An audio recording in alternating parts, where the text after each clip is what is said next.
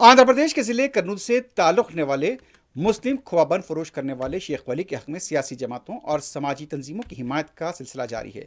शेख वली हाल ही में तेलंगाना के जिले मुलगू में मुनक्किद हुए मैदान जातरा में अपनी रिवायती मिठाई फरोख्त करने के लिए गए थे, जहां उन्हें मुबैना तौर पर कुछ अफराद की जानिब से हरासानी का सामना करना पड़ा।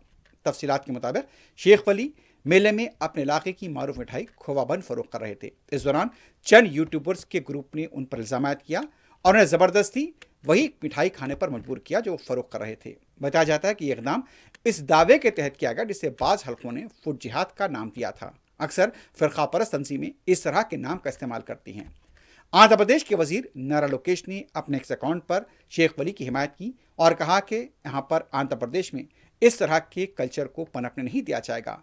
यानी कि उनका कहना था कि शेख वली की हिमायत करते हैं और जल्द उनसे मुलाकात का तयक़ुन दिया। नागा बाबू ने, जो कि सियासी लीडर हैं, उनका कहना था कि वो शेख वली की मदद करें। बाद दूसरी तंजीमों की तरफ से भी शेख वली की मदद का ऐलान किया गया। सदर मजलिस बैरिस्टर असदुद्दीन ओवैसी ने इस वाक़े के जिम्मेदारों के खिलाफ सख्त कार्रवाई का मुतालबा किया था।